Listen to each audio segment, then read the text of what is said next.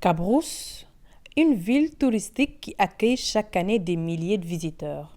Avec l'avènement de la pandémie Covid-19, plusieurs hôtels étaient obligés de fermer leurs portes par manque de clients. Hibiscus, l'un d'eux, était aussi frappé par cette pandémie mondiale qui sévit au Sénégal depuis le 2 mars 2020. Oui, on a été tous impactés, donc voilà. Néanmoins, on n'a pas fermé, donc voilà, on a su relever le défi, on a travaillé et profité du tourisme intérieur. Et donc voilà. Donc là, on avait raison, au bout du compte, on avait raison de ne pas fermer, donc voilà. On a travaillé. Oui, c'était dur. On avait plus internationaux, donc voilà.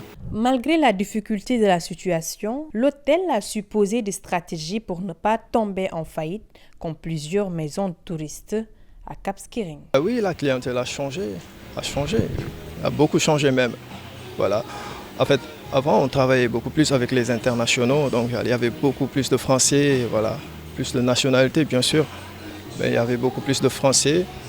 Et avec voilà, la pandémie, on était obligé de se contenter du tourisme intérieur.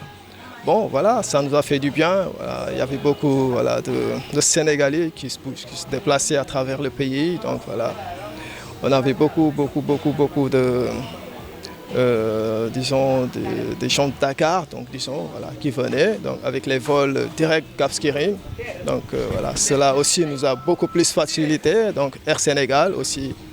Donc, a su relever le défi, elle aussi. Donc voilà, en abaissant les coûts, donc cela a beaucoup plus motivé les Sénégalais à bouger. Donc voilà. Qui parle d'art ou de tourisme parle forcément de la peinture. Ce Togolais aventurier est au Sénégal depuis plus de 20 ans.